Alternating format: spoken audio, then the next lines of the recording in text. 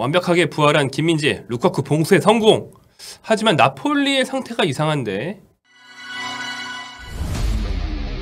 안녕하세요, 볼리 통기자입니다. 오랜만에 돌아온 세리에A, 오랜만에 돌아온 김민재의 이탈리아 경기 후토크 해보겠습니다. 이번 경기는 2022 카타르 월드컵 이후 처음 열린 세리에A 경기였죠. 인테르를 상대한 나폴리 경기였는데 결론적으로 말씀드리면 나폴리가 졌습니다. 나폴리가 졌다? 처음 듣는 말씀이에요. 후토크로는. 왜냐하면 김민재 선수가 간 뒤에 리그에서는, 최소한 리그에서는 나폴리가 진 적이 없습니다. 앞선 15경기 무패 행진으로 선두질주 중이었는데 월드컵 끝나고 리그가 재개되자마자 패배를 당했습니다. 좀 심상치 않죠? 좀 불길한 기운이 솔솔 풍깁니다. 자, 패배는 했어요. 나폴리가 패배는 했지만 그나마 참작할 수 있는 점이라면 나폴리는 원래 인테르 원정에서 약하다. 인테르의 홈구장이 산시로에서 열렸는데 흔히 주세페 메아짜라고도 하는 구장이죠.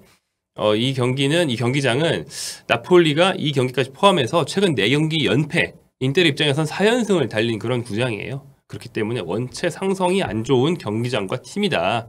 그러니까 이번 패배에 좀 긍정적으로 보자면 그렇게 큰 의미부여를 할 필요는 없다. 다음 경기부터는 지옥의 원정이 아니니까 좀 나아질 수도 있다라는 희망을 품고 아마 나폴리 팬들은 이 다음 경기를 준비하지 않을까 생각이 됩니다.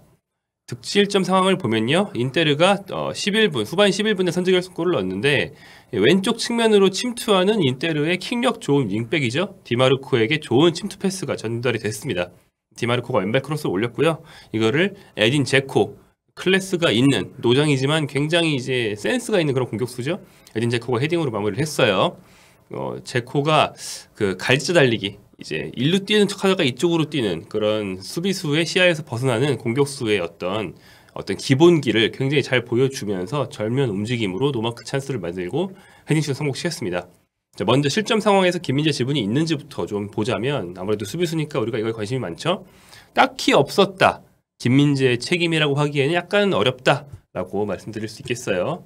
왜냐하면 대인마크를 한 명 한 명 붙잡고 하는 그런 시대는 아니지만 상대 공격수 2명이 문전으로 뛰면 자연스럽게 나폴리 센터백 2명이 한 명씩 잡으면서 따라 들어오게 되는데 이때 김민재는 루카쿠를 잡고 있었거든요. 그리고 이제 라흐마니가 제코를 잡고 있었는데 라흐마니가 놓쳤죠. 김민재는 루카쿠를 놓치지 않고 잘 따라가고 있다가 결국엔 자기 쪽이 아닌 곳에서 실점이 나니까 어떻게 할 수가 없었다.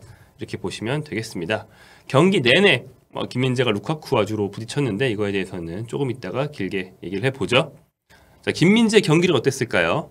우리가 알던 맹활약 김민재 그 자체가 돌아왔습니다. 독박 수비 가능, 1인 3역 쌉 가능, 하드 캐리형 센터백 롤 수행 가능. 이 김민재가 돌아왔어요. 자, 김민재는 사실 월드컵 전부터 나폴리에서 좀 무리했던 게 연쇄 효과를 낳으면서 카타르에서는 우리가 알던 김민재의 100%를 보여주진 못했었죠. 나폴리에서 생전 처음 경험하는 강도로 거의 매주 2경기씩 계속 치르다 보니까 월드컵 즈음에 있어서 몸에 피로가 엄청나게 쌓여 있었습니다. 근육이 굳은 상태였다고 그래요. 그래서 월드컵 첫 경기 우루과이전에서 약간 무리한 동작을 하니까 바로 탈이 났죠. 그래서 월드컵을 정상 컨디션으로 치르질 못했습니다. 그리고 국내에서 거의 휴식만 하다가 어떤 회복 훈련이나 몸을 올리기 위한 준비를 못하고 거의 휴식만 하다가 나폴리로 가서 다시 훈련을 재개했기 때문에 몸을 올리는 좀 오래 걸렸어요. 그래서 나폴리에서 이제 경기 감각과 어떤 몸 상태 모두 100%가 아니었다고 합니다. 그래서 조금 우려가 있었어요. 게다가 상대 공격수가 좀 강한 팀이었죠. 인테르 하면 누굽니까? 루카쿠 있죠.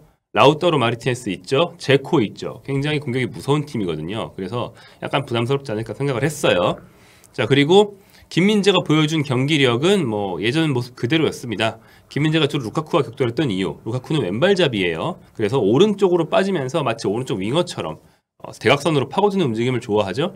반면 제코는 왼쪽으로 빠지는 걸 좋아합니다. 그래서 위치상 김민재가 루카쿠를 막고 라흐마니가 제코를 막게 이제 1대1로 대응이 되는 구도가 많이 나왔어요. 그런데 이제 루카쿠가 월드컵에서 그 빅찬 스미스를 엄청나게 양산하면서 벨기에의 조기 탈락에 본연에게 기여한 바가 되고 막 울고 되게 슬퍼하지 않았습니까? 그 이후로 절치부심하면서 김민재와 만나는 이 나폴리전을 굉장히 열심히 준비했다고 알려져 있지만 김민재에게 많이 막혔어요. 특히 경기 초반에 1분 간격으로 3번 연속 격돌한 게 눈에 띄었는데 전반 3분 이때는 루카쿠가 스루 패스를 받아서 침투하려고 하는데 김민재가 몸싸움으로 잘 막아내면서 위기를 넘겼고요. 그 다음에 전반 4분에는 루카쿠가 김민재를 등지고 등딱을 하다가 이번에는 돌파가 아니고 패스를 했는데 등딱하다가 패스한 것까지는 김민재가 뭐 어떻게 막지는 못했습니다. 이게 좀 위협적인 상황으로 이어졌었죠. 그다음에 전반 5분에는 루카쿠가 김민재의 견제에서 이제 잘 빠져나갔어요. 이제 회피를 해서 공을 받고 위협적인 상황을 만들어냈는데 결국에는 성공하지 못해서 VAR을 안 봤지만 아마 이게 인테리어 공격에 성공했으면 루카쿠가 오프사이드이지 않을까라고 보이는 그런 상황이었기 때문에 결국에는 이제 이 나폴리의 오프사이드 트랩이 괜찮았다 이렇게 볼 수 있겠습니다. 이 세 개의 상황 외에도 주로 루카쿠가 격돌을 했는데 루카쿠는 좀 잠잠한 그런 경기였어요.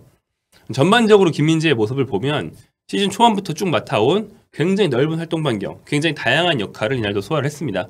김민재가 이제 수비할 때 자주 전진해서 이제 많이 봤죠?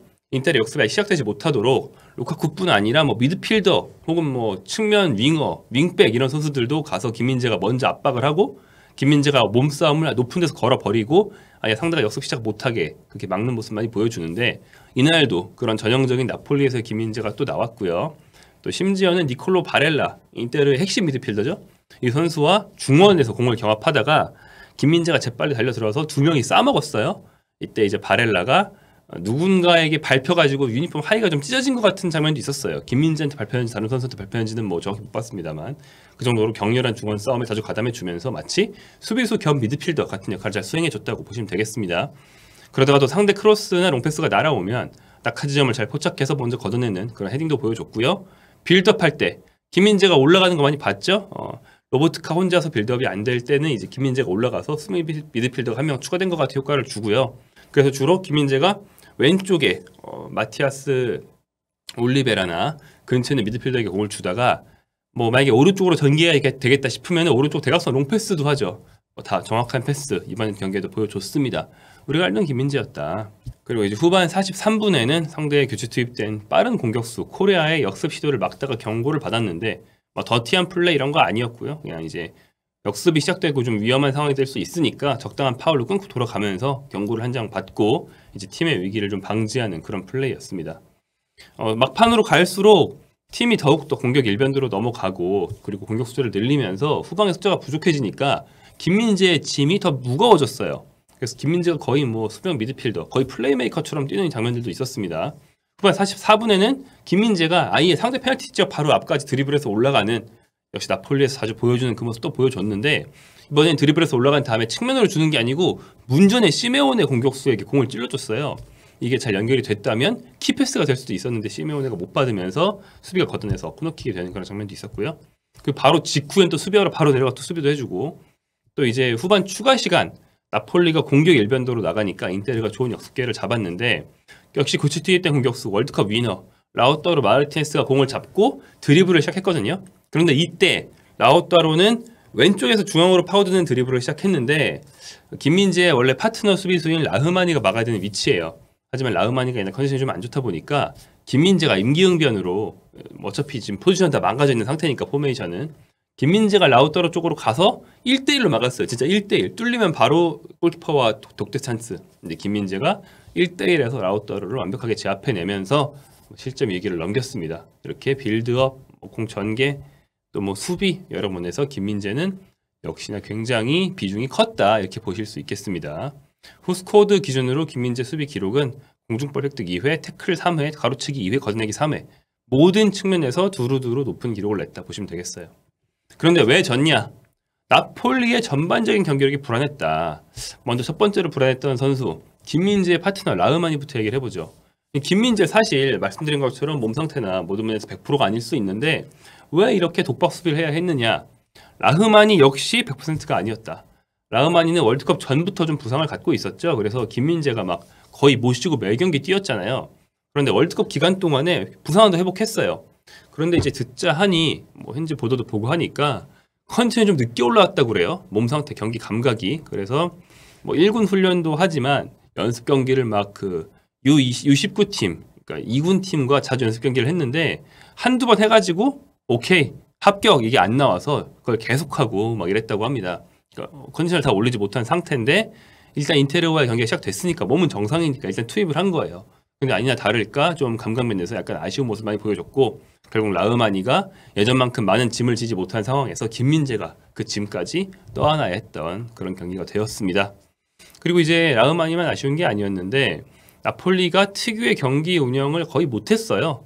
이번 시즌 최고의 세리아 미드필더 3인방이라고 얘기가 되는 로보트카, 지엘린스키, 앙기사가 충격을 했는데 월드컵에 다녀온 카메룬의 앙기사와 폴란드의 지엘린스키는 월드컵에서 별로였죠.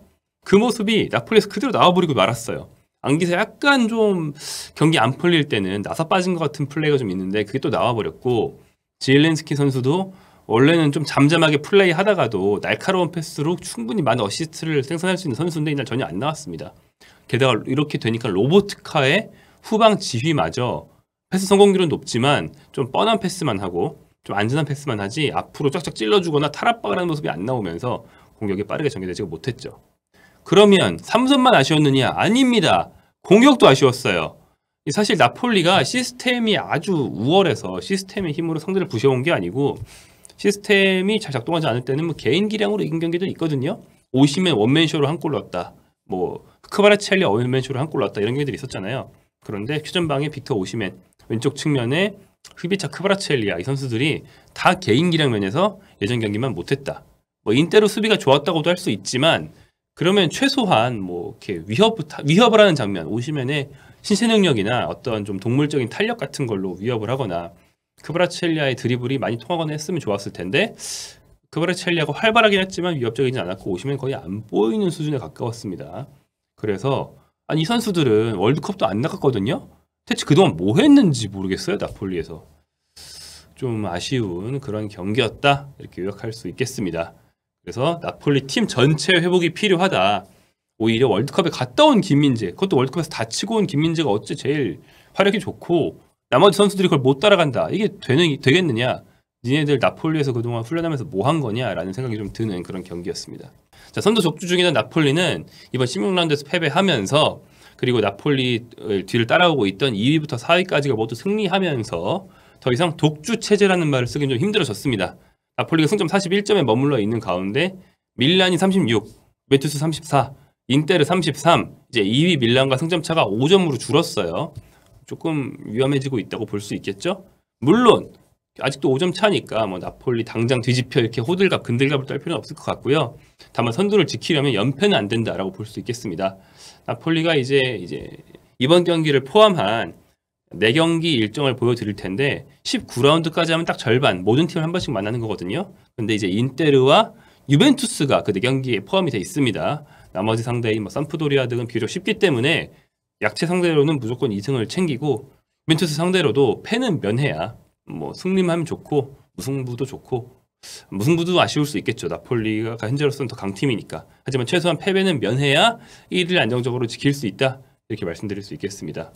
자, 나폴리와 김민재 선수의 계속되는 이번 시즌 항해, 저희가 앞으로도 쭉 따라가면서 여러분께 소식 전해드릴 수 있도록 하겠습니다. 감사합니다.